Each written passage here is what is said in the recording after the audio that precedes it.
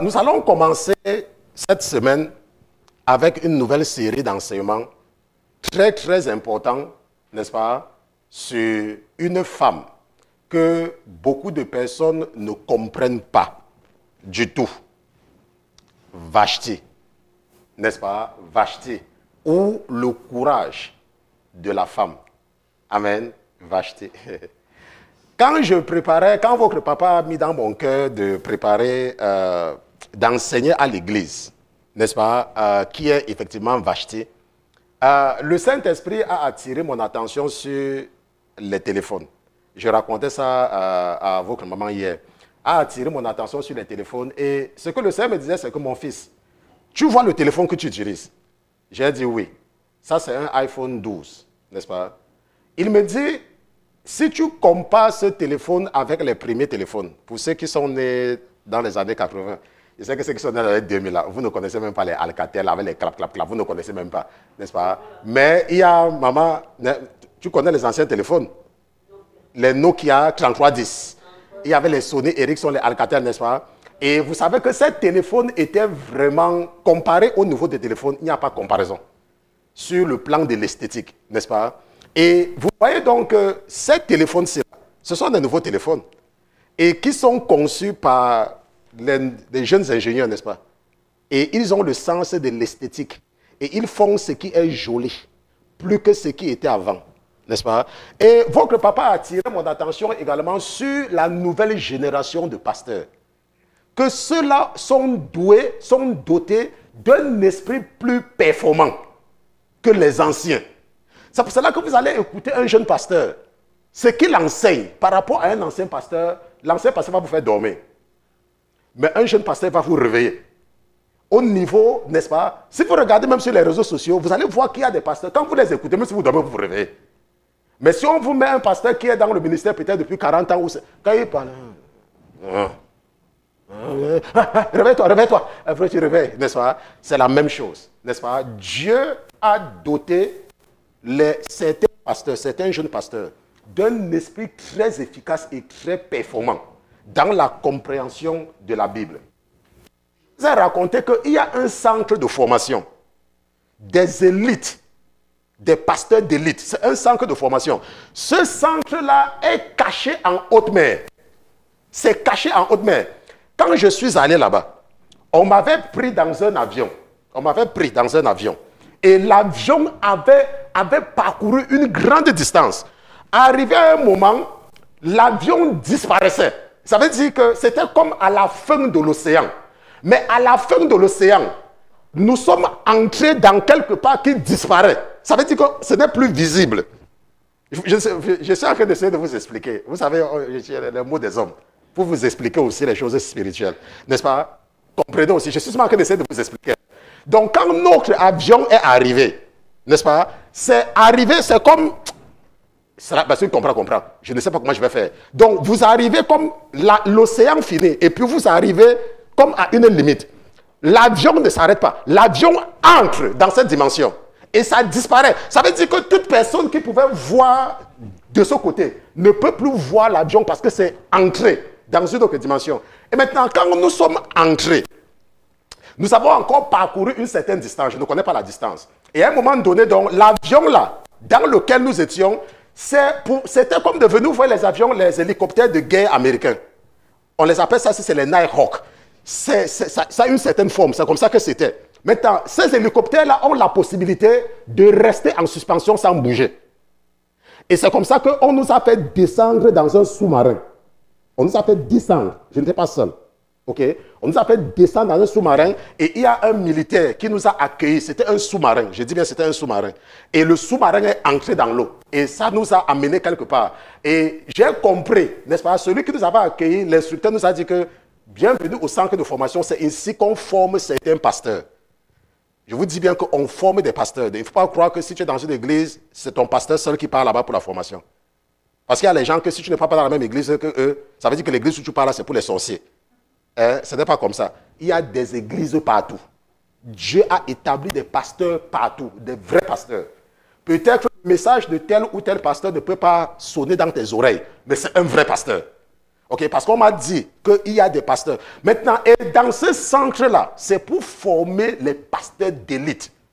Et lorsque j'avais eu cette visitation, je vous avais raconté que vous allez voir que mes messages vont changer. Je vous avais dit, non? Ça fait peut-être, je vous avais dit. OK? Et vous avez constaté que depuis que je suis parti en formation, mes messages ont changé. C'est dans cette optique, c'était l'introduction, c'est dans cette optique que nous allons étudier une femme dans la Bible qu'on appelle Vashti.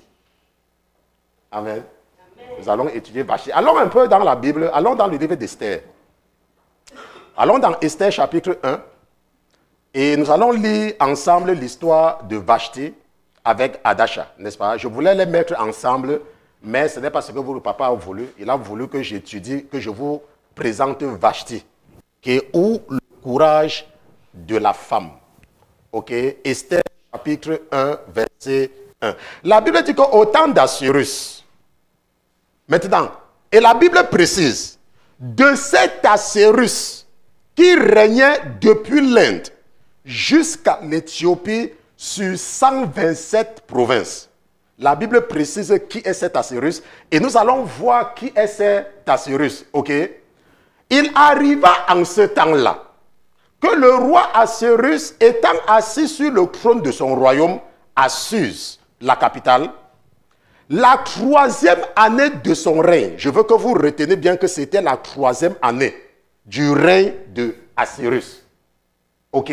Parce que pour ceux qui ont lu le livre, vous allez voir que Esther est devenue reine la 7e année. N'est-ce pas? La 7e année. Ça veut dire qu'après que Vashti ait été enlevée comme la reine, 4 années vont s'écouler pour que Esther remplace Vashti. N'est-ce pas? Je suis qu'il y a des gens qui ont lu Esther depuis là et ils ont cru que c'était le mois qui suivait. N'est-ce pas? Que quand Vashti a été enlevée, Esther est devenue reine le mois qui suivait. Mais 4 ans se sont écoulés. Amen. Maintenant, il fit un festin à tous ses princes et à ses serviteurs, l'armée de Perse et de Médie, les grands seigneurs et les gouverneurs des provinces étaient devant lui, devant Assyrus. Il montra la richesse de la gloire de son royaume et l'éclatante magnificence de sa grandeur pendant un grand nombre de jours, 180 jours de festivités. Et au bout de ces jours-là, le roi fit un festin pendant 7 jours. Dans la cour du jardin du palais du roi, à tout le peuple qui se trouvait à Suse, la capitale, depuis le plus grand jusqu'au plus petit. Des tentures blanches, vertes et pourpres étaient retenues par des cordons de fin lin et des carates à des anneaux d'argent et à des colonnes de marbre blanc. Je vais un peu vite parce que ce n'est pas important pour nous. Les lits étaient d'or et d'argent sur un pavé de porphyre, de marbre blanc, de nacre et de marbre tacheté. Ce n'est vraiment pas important pour nous, n'est-ce pas? On donnait à boire dans les vases d'or, qui étaient de diverses façons, et il y avait du vin royal en abondance, comme le roi pouvait le faire. Nous partons jusqu'au verset 13. Ainsi qu'il était ordonné, on ne contraignait personne à boire, car le roi avait expressément commandé à tous les officiers de la maison de faire comme chacun voudrait. On ne forçait personne à boire. OK? On ne forçait personne. Je m'arrête ici parce que, vous savez, quand je travaille, on ne sait pas que je suis un pasteur. Et un jour, nous étions en train d'inaugurer notre nouveau bureau. C'est un nouveau bureau à New York. Et ils avaient acheté à manger et à boire. Et mon patron, c'est un marien, mon patron, n'est-ce pas? Lui, c'est un marien. Et vous savez qu'il y a les mariens qui craignent Dieu. Hein? C'est seulement qu'ils n'ont pas encore la grâce de découvrir la vérité. Vous savez ça, n'est-ce pas? Il y a des catholiques qui ont la crainte de Dieu. Mais Dieu, leur temps n'est pas encore arrivé de quitter le catholicisme. Ce n'est pas encore arrivé. Mais c'est qu'ils sont coincés. Parce que le salut, c'est une grâce. Si tu ne reçois pas la grâce de Dieu, laisse-moi te dire, tu peux croire que tu aimes Dieu, mais tu continues à le servir dans les hauts lieux ou sous les arbres verts ou sous les coteaux. Ok, c'est ce que la Bible dit que certains le servent dans ces endroits-là. Et j'ai donc un collègue, lui, il n'a pas la crainte de Dieu. Lui, son langage, c'est insulter les gens. N'est-ce pas? Son langage, c'est insulter les gens. Et lorsqu'ils ont commencé donc à inaugurer, on a dit ok, champagne, champagne, champagne, champagne. J'ai pris mon verre et j'ai arrêté, il n'y avait rien dedans parce que moi je ne bois pas l'alcool. Mon collègue me dit, il faut mettre le champagne. Comment tout le monde met le champagne? Toi, tu ne mets pas le champagne. I don't drink. So I'm just holding it because I don't want you guys to just look at me. N'est-ce pas? Je suis en train d'arrêter parce qu'il ne faut pas seulement que vous me regardez. Et j'ai donc arrêté mon truc. Et il voulait me forcer à mettre le vin. Et mon patron lui a dit, j'ai tué les gens. Mon patron lui a dit, non, non, leave me alone. Le patron a dit, laisse-le tranquille. Il ne boit pas l'alcool, c'est tout. Vous voyez un peu. Maintenant, pourquoi est-ce que je dis ça? Parce qu'il y a quelqu'un qui m'écoute. Parfois, tu fais certaines choses parce que tu n'as pas le courage. Tu penses que quand tu es avec tes collègues, tu dois faire comme eux. Non, tu ne dois pas faire comme eux. Ok? Si tu as des valeurs chrétiennes, là, le Seigneur, je suis en train de m'agresser à quelqu'un parce qu'il est en train de réagir. Donc, si tu es en train tu es au milieu des gens qui font certaines choses et que c'est contre tes valeurs chrétiennes, ne te sens pas obligé de faire comme eux. Ne te sens pas obligé. Garde tes valeurs. Dieu a préparé quelqu'un là pour te défendre. Tu ne pourras jamais perdre ton travail parce que tu ne fais pas comme tes collègues. Tu vas perdre ton travail si tu es inefficace. Mais pas parce que tes collègues partent en boîte de nuit et toi tu ne pars pas, qu'ils vont... Laisse-moi te dire, je suis dans la technologie avancée. Quand on parle de technologie, hein, ce que je fais, il n'y a pas ça en Afrique. Il faut oublier, il n'y a pas ça en Afrique. Il faut d'abord oublier ça là-bas. Ok? Les maisons intelligentes, il n'y en a pas encore en Afrique. En Afrique, jusqu'à présent, ils ont la grâce d'avoir les téléphones intelligents. Mais les Blancs sont déjà au niveau des maisons intelligentes. Les maisons des Blancs. Ce n'est pas comme les maisons où vous partez, vous allumez l'interrupteur là. Ne croyez pas que chez les Blancs, les vrais Blancs, je ne parle pas des faux Blancs. Hein. Bah, il peut parler comme ça, vous croyez que ce sont les faux Blancs. Je parle des vrais Blancs. Ok? Je parle des vrais Blancs. Chez eux, ne partez pas allumer la lumière au mur comme vous allumez la lumière là. Ok? Ils allument la lumière à partir de leur téléphone. Ils peuvent éteindre tout quand ils sont en Chine et ils voient tout ce qu'il y a chez eux. Chez eux, ils ont ce qu'on appelle smart homes. On se comprend. Donc tout est automatisé. N'est-ce pas? Et c'est dans ce domaine que je suis. Bon, maintenant, quand tu es efficace, le patron, lui, il regarde l'argent que tu peux lui faire gagner. Même si tes collègues ne t'aiment pas, il s'en fout. N'est-ce pas? Il y a un langage qu'on utilise en France. Je ne sais pas quel est le langage, n'est-ce pas? Il se tape si c'est quoi. Il s'en fout. Ce qui l'intéresse, c'est l'argent que tu peux lui faire gagner. Si tu veux, soit n'importe quoi, le patron, je dis le patron, il s'en fout. Maintenant, tes collègues seront toujours en compétition avec toi. Parce qu'eux, ils ne partagent pas l'objectif du patron. Donc, quand tu es un chrétien, ce qui va te sauver dans ton travail, c'est ta fidélité et ta performance. Il ne faut pas croire qu'on va te chasser parce que tu dis que tu ne travailles pas dimanche. Moi, je ne travaille pas dimanche. Je m'en fous de qui me... Attends, si tu veux, appelle-moi. Si tu veux même tout ça, je ne prends pas le téléphone. Je vais te répondre à 19h. Je vais dire que, oh, tu m'as texté. Ok, moi, j'étais à l'église. Je travaille demain lundi. Période. C'est comme ça que je suis. Parfois, moi, je ne travaille pas dimanche. Je m'en fous de qui tu es. Je ne travaille pas dimanche. Dimanche, je suis à l'église. On se comprend. Maintenant, quand tu as ce zèle pour le Seigneur va t'ouvrir les portes. Si tu as le zèle. Maintenant, mais si tu es un chrétien peureux, si tu es un chrétien qu'il suffit qu'on te menace que tu vas perdre ton travail et on te dit de venir travailler dimanche et tu refuses de travailler dimanche, tu vas perdre ton travail. Laisse-moi te dire, Dieu n'a pas de business à faire avec toi. Dieu n'a pas de business à faire avec toi. Maintenant, la Bible dit donc que Vashti, ça c'était le verset 8, n'est-ce pas? Qu'on ne forçait personne à boire. La Bible dit au verset 9 que Vashti la reine fit aussi un festin pour les femmes dans la maison royale du roi Assuérus. Or, le 7e jour, comme le roi avait le cœur égayé par le vin, Il commanda à Mehuman, Bista, Arbona, Bicta, Arbata, Zecta et Carcasse, les 7 eunuques qui servaient devant le roi Assuérus, d'amener Vashti, la reine, devant lui, avec la couronne royale, pour faire voir sa beauté au peuple et au Seigneur, car elle était belle de figure. Mais la reine Vashti refusa de venir au commandement que le roi lui fit faire par les eunuques. Et le roi se mit en fort grande colère, et son courroux s'alluma au-dedans de lui. Alors le roi parla aux sages qui avaient la connaissance des temps, car ainsi se traitaient les affaires du roi devant tous ceux qui connaissaient la loi et le roi. Ok?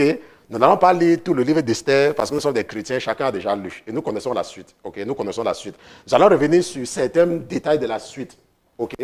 Bon, maintenant, beaucoup de personnes qui ont lu l'histoire de Vashti, automatiquement, ont condamné Vashti. N'est-ce pas? Sur la base du fait que Vashti avait refusé de venir au commandement que le roi avait donné. Elle avait dit, je ne viens pas. Vashti avait dit, je ne viens pas. Et à cause du refus de Vashti, qu'est-ce qui va se passer? La Bible nous dit dans la suite, n'est-ce pas, qu'on va donner, le verset 15 dit que doit-on faire selon les lois à la reine Vashti pour n'avoir point exécuté l'ordre que le roi Assuérus lui a fait donner par les eunuques? Qu'est-ce qu'on doit faire à Vashti? Nous allons revenir sur le conseil de Mehuman tout à l'heure, n'est-ce pas? Et ce que nous voyons ici là, c'est au verset 18 ou au verset 19, n'est-ce pas? La Bible dit que si le roi trouve bon qu'on publie un édit royal de sa part et qu'il soit inscrit dans les décrets de Perse et de Médie et soit irrévocable, savoir que Vashti ne vienne plus devant le roi et que le roi donne sa royauté à une autre, meilleure qu'elle. C'est là où commence, n'est-ce pas, l'histoire d'Esther. Quand on va commencer à chercher une femme pour remplacer Vashti. Maintenant, l'une des raisons pour lesquelles beaucoup de personnes ou beaucoup de chrétiens sont faibles dans la foi, c'est parce qu'ils ne font pas les efforts d'étudier la Bible. Ils ne font pas cet effort-là. Ok? Maintenant, la Bible nous dit que quoi? Que Assuérus était le roi de Perse. Et la Bible dit qu'il avait bu et il était saoul. La Bible dit qu'il avait organisé une fête pendant 6 mois. Et les 7 derniers jours, il avait organisé une fête plus grandiose. Et dans sa folie, sous l'influence de l'alcool, il va demander, il va envoyer des gens aller amener son objet, son esclave. Pourquoi? Parce que quand on parle du roi et on parle de la reine c'est qui? La reine est supposée être la femme du roi, n'est-ce pas? La reine, c'est la femme du roi. Maintenant, si la reine, c'est la femme du roi, comment ça se fait que le roi envoie les gens pour aller faire venir son esclave? N'est-ce pas? Pourquoi? Si la reine est la femme du roi, comment ça se fait que le roi, pour faire venir la reine, envoie des émissaires? Pourquoi? Maintenant, nous allons dans cette série d'enseignements. Rappelez-vous, c'est un livre biblique. Hein? C'est dans la Bible. Et Dieu s'est arrangé à ne pas apparaître quelque part. Qu'on va dire que Dieu a dit que. Donc, il nous donne la possibilité à nous d'étudier et d'analyser ce qu'il veut nous communiquer par la vie de Vashti. Maintenant, regardons un peu quelque chose. Je vais partager quelque chose avec vous parce qu'il faut que vous ayez la compréhension de certaines choses. Ok? Nous allons regarder quelque chose que j'ai préparé pour vous. Quelques rois de Perse. Ok? Nous allons regarder ça ensemble parce qu'il faut que je vous situe le contexte. Il faut que vous sachiez qui est en fait, n'est-ce pas, Assuérus. Vous devez savoir qui il est en fait. Parce qu'on parle du roi de Perse. Et il faut savoir que dans l'histoire ancienne, il y avait 3 dynasties qui ont contrôlé l'ancienne Perse. Et le nom occidental pour la région qui est l'Iran. Donc quand vous entendez parler de l'Iran, l'Iran que vous voyez là. La raison pour laquelle vous voyez l'Iran est en conflit avec les États-Unis. Un conflit permanent, c'est le combat des géants. Parce qu'à un moment donné, comme les États-Unis dominent le monde, à un moment donné, avant Jésus-Christ, dans les 500 ans avant Jésus, 600 ans, c'est la Perse qui dominait le monde. Donc ça doit vous aider à comprendre la rivalité entre les États-Unis et les Iraniens. Laissez-moi vous dire, les Iraniens ne pourront jamais se soumettre aux Américains. Jamais. Parce que c'est un bras de fer. Nous aussi, on était. Ce sont les Perses, nous aussi. Donc, pourquoi vous croyez que vous pouvez nous empêcher d'avoir l'arme nucléaire? Alors que nous avons dominé le monde. Est-ce que vous comprenez un peu? Donc, quand tu as cette compréhension-là, tu peux donc comprendre la géopolitique qui se passe dans le monde et prier de façon conséquente. Vous voyez? Maintenant, il y a eu aussi une période où les successeurs hellénistes macédoniens et grecs, comme d'Alexandre le Grand, sous le nom des Séleucides, régnaient sur la Perse. Il y a eu de nombreux rois de Perse, mais peu étaient aussi puissants que les Achéménides. Nous allons comprendre pourquoi nous venons sur le cas des Achéménides. Parce qu'il y a quelqu'un, voilà l'Empire perse, hein, si vous regardez l'Empire perse s'étendait de l'Inde jusqu'en Égypte. Okay? Quand la Bible parle de toutes les provinces, regardez, c'était vraiment gigantesque. C'était plus gigantesque que les États-Unis que vous voyez maintenant là. Les Perses dominaient ce territoire-ci que vous voyez. Ils partaient jusqu'à une partie de l'Europe parce que vous voyez l'île de Chypre, quelque part là-bas, n'est-ce pas? Ça, c'est la péninsule arabique et nous avons le golfe Persique ici. Et ça, c'est la mer arabienne. Donc, si vous regardez tout ce territoire-ci là, c'est le territoire, n'est-ce pas? En regardant Babylone, nous savons que la Chaldée, ça c'est la Mésopotamie, quelque part ici là. J'ai étudié la Mésopotamie plusieurs fois avec vous, donc nous connaissons ce que c'est que la Mésopotamie, n'est-ce pas? Nous avons les endroits comme la Médie, quand nous parlons des Mèdes. Les Mèdes occupaient ce territoire ici à côté de la mer Capsienne, n'est-ce pas? Et nous avons, n'est-ce pas, Sousse, la capitale, qui, n'est-ce pas, qui était quelque part du côté de Babylone. Quand vous entendez parler de Suse. Maintenant, pourquoi est-ce que c'est important de comprendre cette géopolitique? Pourquoi est-ce que c'est important? C'est pour vous amener à comprendre que dans les temps anciens, il y a eu des empires. À la tête de ces empires, il y avait des empereurs ou des rois. Et ils avaient un pouvoir absolu. Vous savez que maintenant, il n'y a plus les États-Unis. Il n'y a personne qui a le pouvoir absolu aux États-Unis, n'est-ce pas? Mais dans les temps anciens, le président américain pouvait avoir le pouvoir absolu.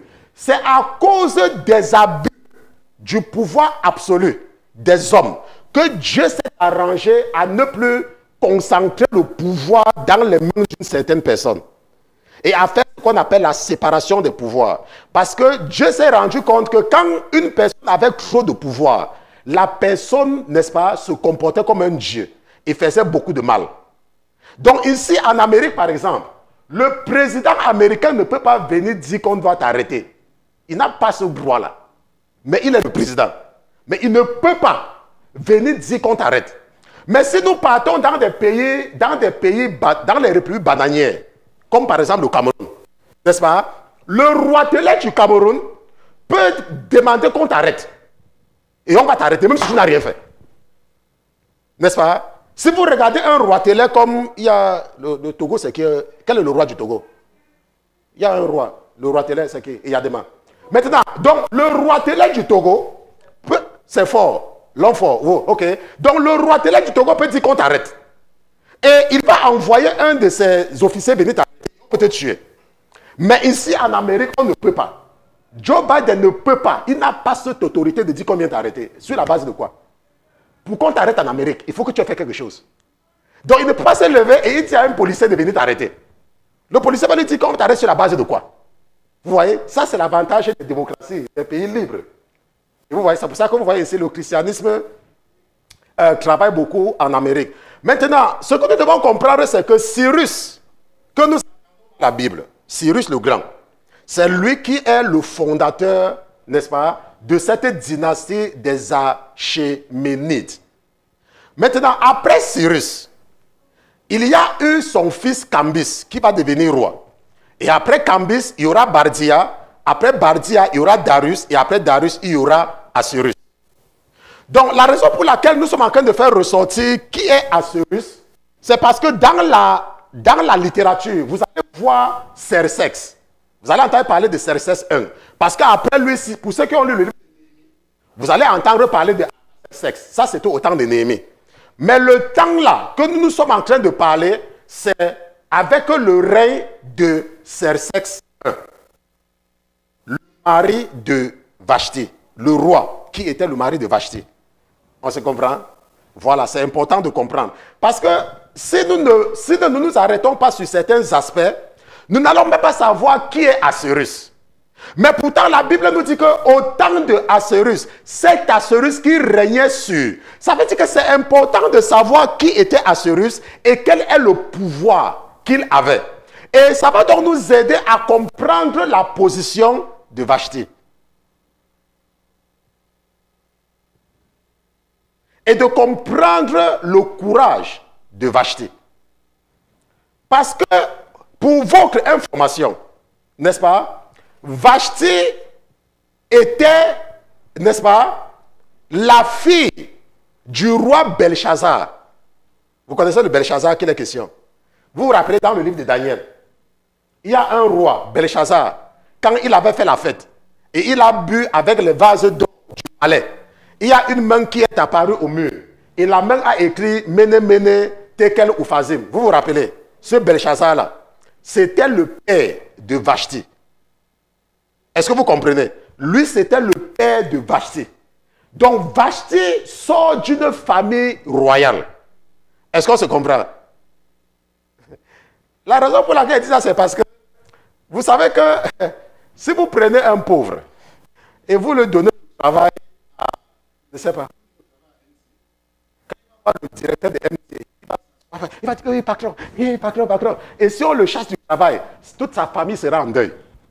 Mais Vashti, la royauté n'était pas quelque chose d'étranger pour elle. Puisque son père était roi. Puisqu'elle est la fille, elle est une princesse. Maintenant, et pour ceux qui ne savent pas également, Vashti, ce roi Assyrus, était son deuxième mari. Elle était d'abord la femme du roi des Mèdes, avant de devenir la femme de Assyrus.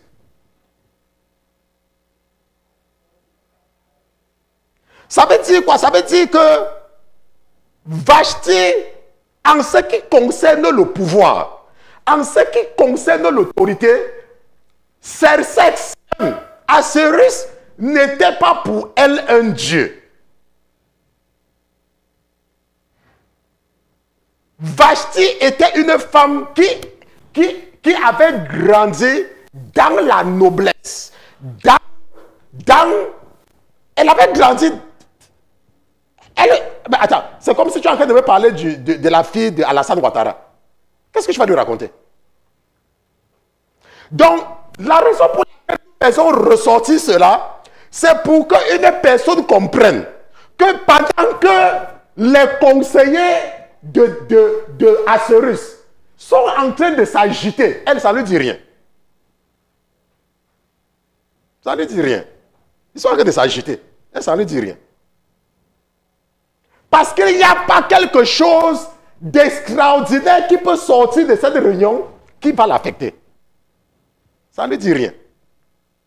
Maintenant, Vashti pouvait accepter de garder son titre en se laissant traiter comme un objet. Repartons voir l'ordre de Assyrus. Allons revoir l'ordre qu'il a donné aux eunuques. Maintenant, le verset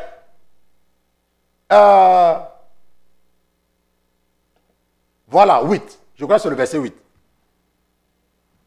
Le verset 9 dit, c'est que ça dit. La Bible dit que, oh, le 7e jour, comme le roi avait le cœur égayé par le vin, comme il était saoul. Il était sourd. Maintenant, vous savez qu'il y a des gens. Et il y a un pasteur en Afrique. Le Seigneur m'avait montré quelque chose par rapport à lui. Parce qu'il y a des gens que, quand quelqu'un vient se plaindre chez vous, vous vous précipitez à donner raison à la personne. Vous ne cherchez même pas à comprendre le contexte de la situation.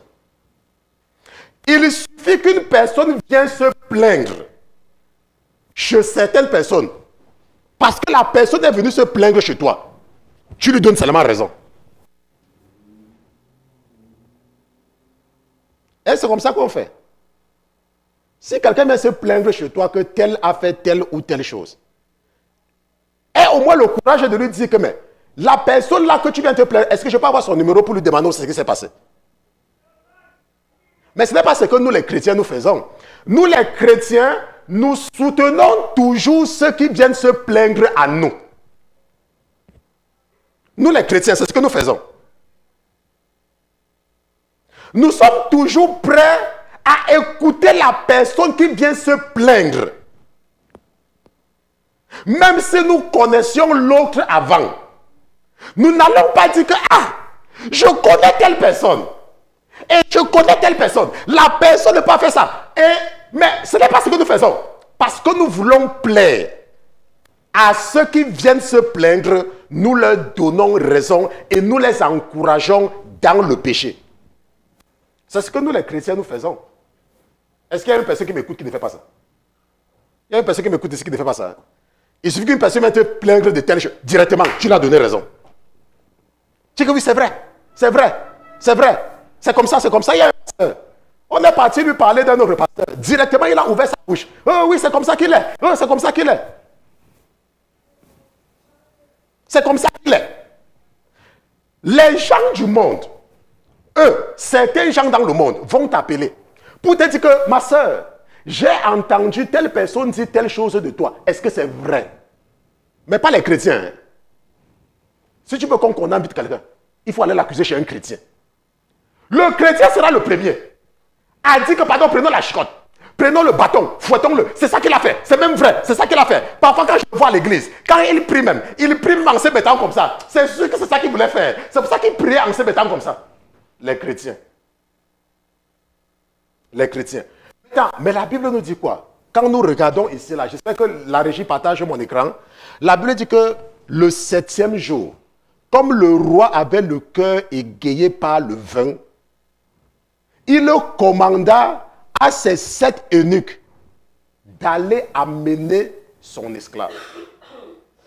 Maintenant, il y a une chose que nous allons voir, la polygamie.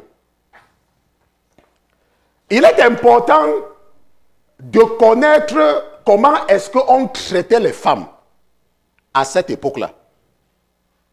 Parce que quoi? Parce que nous sommes en train de parler d'époque. C'est pour ça que nous avons pris le temps de revenir sur certains rois de Perse. Peut-être quand je faisais passer la présentation, certains n'ont pas fait attention sur les dates. Hein. Assuérus a régné vers 485 avant Jésus-Christ. Hein. De 485 à 465, c'est le temps où Assuérus a régné. N'est-ce pas? Et le temps de Darius, c'était dans les 522. Donc ça, c'était avant Jésus-Christ. Maintenant, comment est-ce qu'on traitait les femmes à cette époque-là? Nous allons regarder quelque chose d'important. Allons un peu dans le livre d'Esther. Esther chapitre 4. Nous allons lire à partir du verset 9. Esther chapitre 4. Esther chapitre 4. Regardons à partir du verset 9. Maintenant, la Bible dit que quoi? Que Attaque vint donc et rapporta à Esther les paroles de Mardochée. Et Esther dit à Attaque, et lui commanda de dire à Mardochée, tous les serviteurs du roi et le peuple des provinces du roi savent que c'est une loi, la même pour tous, que quiconque, homme ou femme, entre chez le roi dans la cour intérieure, sans y être appelé, est mis à mort. Il n'y a que celui à qui le roi tend le sceptre d'or, qui puisse vivre. Et moi, je n'ai point été appelé pour entrer chez le roi depuis 30 jours. Elle n'a pas vu son mari. Elle n'a pas le droit. Elle n'a pas le droit d'aller devant celui qui est son mari sans être convoquée. Je suis sûr qu'il y a certaines femmes qui sont en train de... Elles sont en train de... Parce qu'il y a certaines femmes qui disent, quoi? Quoi? Moi? Voilà la période où nous sommes en train de vous présenter. Hein. Nous ne sommes pas en train de vous présenter la période où si le pasteur passe, la personne va se coucher. Hein. Vous savez qu'il y a des églises. Il y a les pasteurs qui sont moins âgés que moi. Pour entrer dans l'église, on les porte, non? Vous savez qu'on ne met pas le pied par terre. Vous savez qu'il y a les églises. Quand le pasteur veut entrer, tout le monde se couvre comme ça, n'est-ce pas? Vous savez, non? Mais ici, là, même quand je viens, si quelqu'un veut se couvrir, je dis, pardon, lève-toi, pardon, mets-toi debout. Hein? Nous sommes tous les enfants de Dieu. Qu'est-ce qu'il y a que l'autre se courbe devant l'autre? Ok? Maintenant, à cette époque, ce que vous devez comprendre, les hommes avaient, comme des rois comme ça, ils avaient des harems de femmes. Ça veut dire quoi? Ça veut dire qu'il y avait un endroit où on gardait les femmes, les concubines du roi. Et parmi toutes les femmes, il y avait une femme qui était la première. C'est elle qu'on appelait la reine. Et ça, c'est intéressant. Hein? Ça, c'est vraiment très intéressant. Ça veut dire quoi? Ça veut dire que nous parlons d'une époque où les femmes étaient moins que des objets. Maintenant, il y a quelque chose d'intéressant sur l'attitude de Vashti que Dieu est en train de nous montrer, mais que beaucoup de personnes ne comprennent pas. Retournons un peu dans Esther chapitre 1 et écoutons ce que Mehuman va dire. Esther chapitre 1. Oui, nous sommes dans Esther chapitre 1 et regardons, Mehuman parle au verset 16. Alors Mehuman dit à la présence du roi et des seigneurs, la reine Vashti n'a pas seulement agi mal à l'égard du roi, mais aussi envers tous les seigneurs et tous les peuples qui sont dans toutes les provinces du roi Assyrus. Car ce que la reine a fait parviendra à la connaissance de toutes les femmes et leur fera mépriser leur mari. Maintenant, rappelez-vous, parce que parfois quand on vous montre les choses, vous ne comprenez pas. Vous croyez que je vous montre certains schémas pour rien. Ok? Ça fait 2 semaines que je travaille là-dessus. Vous voyez le schéma, c'est plus grand que les États-Unis, n'est-ce pas? C'est plus grand que l'Amérique. Maintenant, quand quelque chose se passe en Amérique, qu'est-ce que les autres pays ont tendance à faire? À copier, non? Maintenant, ça veut dire quoi? Ça veut dire que ce qui se passait ici, là, c'était comme quand quelque chose se passe maintenant.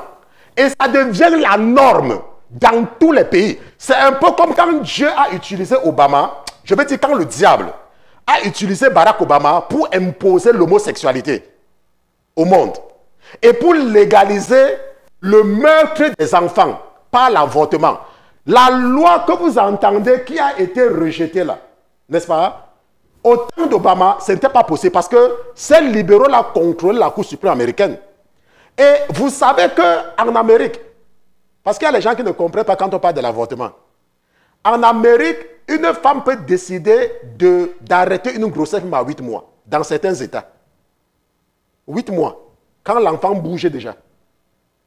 Pourquoi? Parce qu'ils disent que tu es considéré seulement comme un être humain quand tu sors du ventre. Mais nous savons que c'est faux. Ça veut dire que la personne, ce qui bouge dans le ventre d'une femme là, c'est quoi? C'est le chien. C'est la souris qui bouge dans le ventre d'une femme à un certain moment. C'est déjà un être humain qui bouge dans le ventre de la femme, n'est-ce pas? Pour les mamans qui m'écoutent, ce n'est pas la vérité.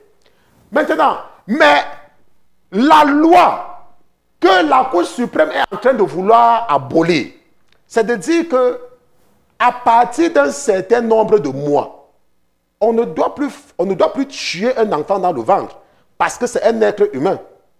Maintenant, ceux qui ne comprennent pas vont dire qu'on est en train d'empêcher à la femme de choisir, de décider sur son ventre. Laisse-moi te dire, tu as le pouvoir de décider. Quand tu entres dans la chambre avec un homme, c'est à toi de décider là-bas si tu veux ou si tu ne veux pas. Mais à partir du moment où la vie de quelqu'un d'autre est déjà engagée, tu n'as plus le droit de décider. C'est la vie de l'enfant qui est dans ton ventre. Ce n'est plus une question de choix. Pourquoi tu es tombé enceinte pour commencer? Tu avais le choix en ce moment-là de ne pas tomber enceinte. Mais à partir du moment où tu es enceinte, c'est la vie de quelqu'un. Pourquoi? Parce que dans les sociétés animistes, comme en Afrique, quand tu accouches un enfant, dans la tête des femmes africaines et des hommes africains, je parle des femmes africaines et des hommes africains qui n'ont jamais pris l'avion. J'ai bien ceux qui n'ont jamais pris l'avion. Ok? Ils considèrent leurs enfants comme leur propriété. Vous savez que dans la mentalité africaine, c'est comme ça. Mon enfant m'appartient. Mais dans les sociétés occidentales, l'enfant appartient à la société. Ce qui fait que quoi? Ce qui fait qu'aux États-Unis, par exemple, quand ton enfant a 20 ans, tu n'as plus le droit de regarder à ce qu'il fait. Tu n'as plus ce droit. Il peut te permettre de regarder, mais tu n'as plus ce droit. C'est terminé. C'est sa vie à lui. Il peut dire que tu es son père, il peut dire que tu es sa mère, mais tu ne décides plus pour lui. C'est terminé. Parce que c'est sa vie. On se comprend. C'est pour cela que dans les sociétés américaines, on protège les enfants. Parce qu'ils ont compris que c'est la vie de l'enfant. C'est vrai. Tu t'es occupé de l'enfant à un certain moment, mais maintenant, cet enfant a des obligations par rapport vis-à-vis de la société. Maintenant, ce que nous sommes en train d'expliquer, c'est que quoi? C'est que dans Esther chapitre 4, verset 9 à 11, la Bible dit que Esther n'avait pas vu Assuérus depuis un mois. Ce n'était pas un problème. C'était un problème, non? Parce que tu peux me dire que tu es marié. Et on dit que c'est ton mari. Et tu peux le voir quand tu veux. Et c'est possible. Ça, c'est quoi ça? Les rois, à cette époque, les empereurs, c'est comme Donald, c'est comme Joe Biden, c'est comme Bill Clinton. Nous avons vu à l'époque, non? Ils avaient un harem de femmes.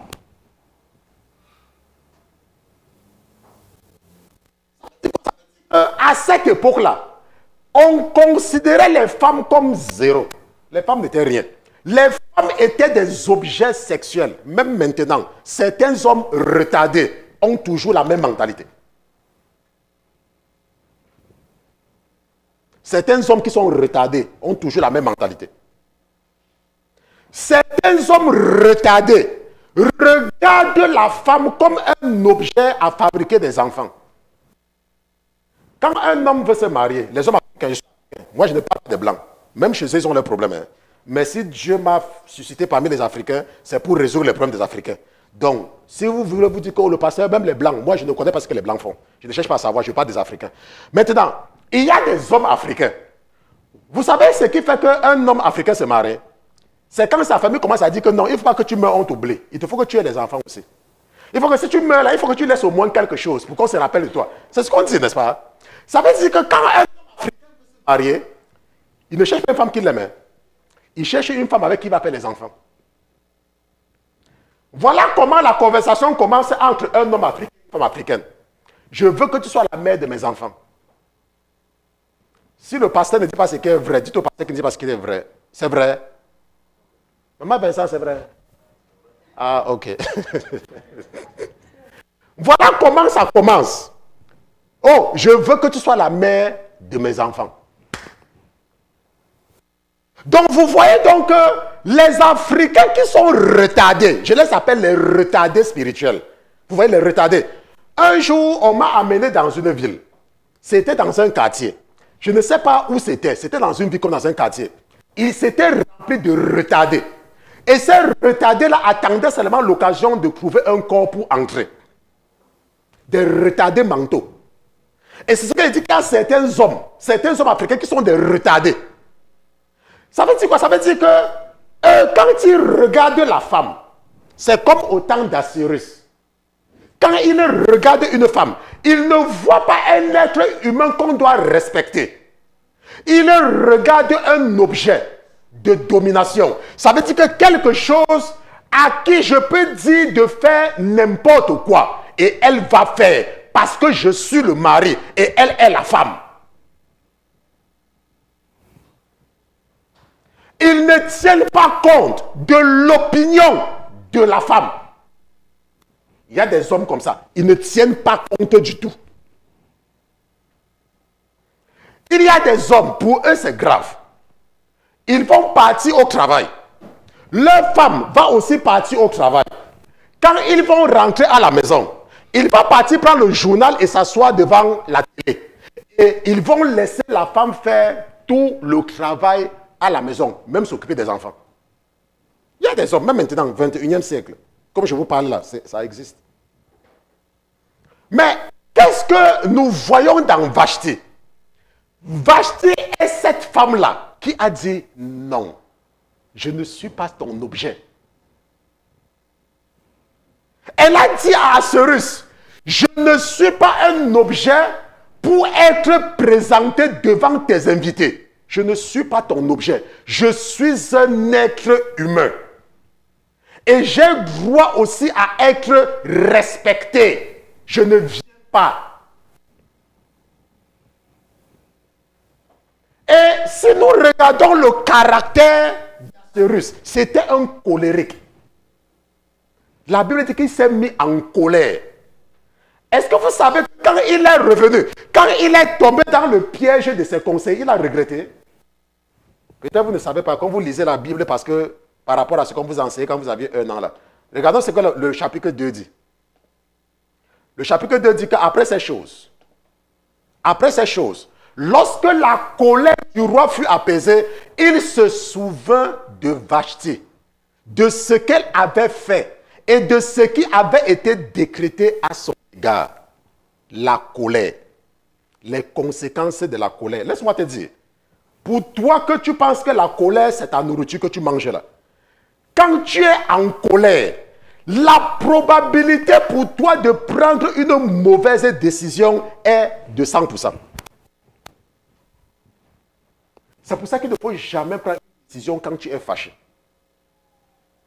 Si quelqu'un te fait quelque chose et ça t'énerve vraiment, ça t'énerve jusqu'à ce que ton cœur veut tomber dans le ventre, fais tout pour attendre que ça passe. Et tu réfléchis quand tu n'es plus en colère. Et tu penses à ce que la personne a fait quand tu n'es plus en colère avant de prendre ta décision. Parce que toutes les décisions que nous prenons dans la colère sont mauvaises. Mais il y a des gens que la colère s'est attachée à eux. Il y a des gens qui se mettent en colère. Tu ne les reconnais même plus. Le visage, pas comme ça. La face, pas comme ça. Ils ne marchent même plus. Il y a les gens, quand ils sont en colère, ils tremblent même. Il y a des gens, quand ils sont en colère, prends leur tension artérielle. La tension, ça monte. Chou, parce qu'ils sont en colère. Il y a des gens que la colère. Il y a des gens qui sont en colère. Ils cassent l'ordinateur. Ils cassent les choses à la maison. Ils tapent les enfants quand ils sont en colère. Il y a les gens. Quand ils sont en colère, les cheveux se mettent debout, comme ça. Tu les vois, le cheveu est debout sur la tête. Laisse-moi te dire, si tu ne contrôles pas ta colère, la colère va te faire perdre ton mari. La colère va te faire perdre ta femme. La colère va chasser tous tes enfants devant toi. Vous savez qu'il y a les gens qui ont les enfants qui ne les rendent jamais visite, non? Attends, vous, je ne sais pas. Vous n'êtes pas au courant? Il y a des gens qui ont des enfants. Aucun des enfants ne les rend jamais visite. À cause de quoi? À cause de la colère. Parce que les enfants vont fuir. Les enfants vont te fuir si tu es toujours en colère. Personne ne va venir à côté de toi. Laisse-moi te dire, il y a une femme, tu écoutes. Tu es là. Tu es en train de dire que tu veux un mari. Mais ton problème, c'est la colère. Quand un homme vient vers toi, à peine il a commencé à parler avec toi, il se rend compte que tu es une femme colérique. Tu sais comment il fait? Vous savez que les hommes sont techniciens. Les hommes ne disent pas aux femmes que c'est fini. Parce qu'ils savent que si tu dis que c'est fini, là, tu vas passer dans le déranger. Vous savez ce que les hommes font?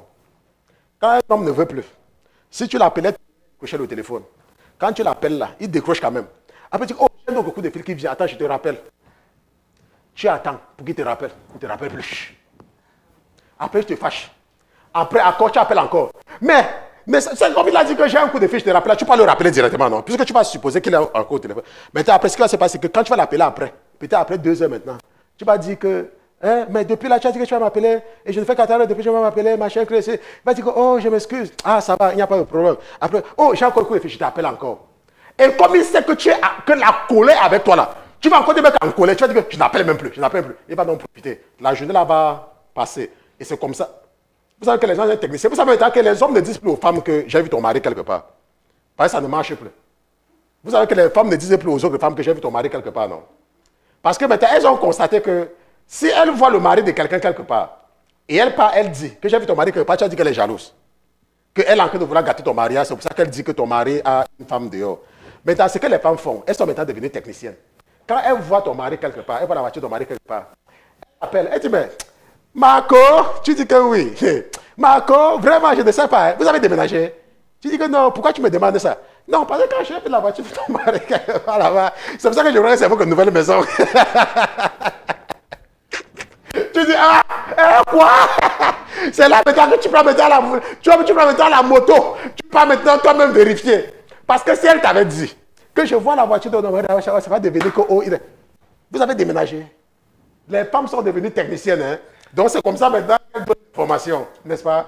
Donc c'est un peu cela. Nous allons nous arrêter ici aujourd'hui, n'est-ce pas, dans cette première partie. N'est-ce pas? Nous allons revenir, nous allons continuer sur Vashti dimanche prochain. Et ce que nous avons compris ici, là, c'est que nous devons comprendre le contexte dans lequel Vashti était. Et nous devons comprendre comment est-ce que les femmes étaient traitées à cette époque. Nous avons vu que les hommes avaient des harems. Et pour que ce que je vous dis sont dans... Il y a toujours à présent, dans certains pays en Afrique, en Inde, les hommes des harems qui ont plusieurs femmes, non? Il y a toujours ça, n'est-ce pas? Il y a des roitelets en Afrique qui ont plusieurs femmes. Et c'était comme ça. Et ces hommes-là n'avaient aucun respect pour la femme. Ils n'avaient aucune considération pour les femmes. Absolument aucune considération. Et Dieu va donc utiliser une femme, une seule, pour amener les femmes à comprendre qu'elles ne doivent pas continuer à se laisser traiter comme des animaux. Ça veut dire qu'on les réunit dans une cage et de temps en temps, on vient, on prend un, on mange, on remet ce qui reste, on part, on prend un, on mange. Parce que même Esther dit à Mardoché que ça fait 30 jours que je n'ai pas vu la face du roi. 30 jours alors que tu es reine. Vous allez croire que ce sont les choses d'avant. Mais vous allez voir que même aujourd'hui, certains retardés mentaux continuent à traiter les femmes de cette façon. Ce qui me gêne, c'est lorsque vous voyez, quand vous connaissez la valeur de la femme, et que vous voyez qu'il y a des gens qui ne comprennent pas ça, n'est-ce pas? Ça fait quelque chose. Parce que les hommes doivent comprendre que la femme n'est pas un objet. La femme est un être humain à part entière. Il y a des femmes qui font même plus que les hommes. Est-ce que vous savez qu'en Inde, si une femme accouche une fille, elle peut perdre son mariage? Vous voyez un peu comment je vous dis qu'il y a des gens qui sont encore retardés? Retardés. Ça veut dire que quand tu as une femme en Inde, même dans certaines familles en Afrique, je parle en Inde, c'est même pas trop loin, même dans certaines familles en Afrique, si tu te maries et tu ne fais que des filles, ton mari va chercher une femme. Pourquoi? Parce qu'il y a certains hommes qui sont toujours retardés, qui considèrent que la fille ne sert à rien. Ce n'est pas maintenant, hein. À l'époque alors, c'était grave. À l'époque, c'était grave. À l'époque de Vashti, c'était grave. Nous allons nous lever, nous allons prier. Nous allons remercier le Saint-Esprit pour tout ce qu'il nous a enseigné.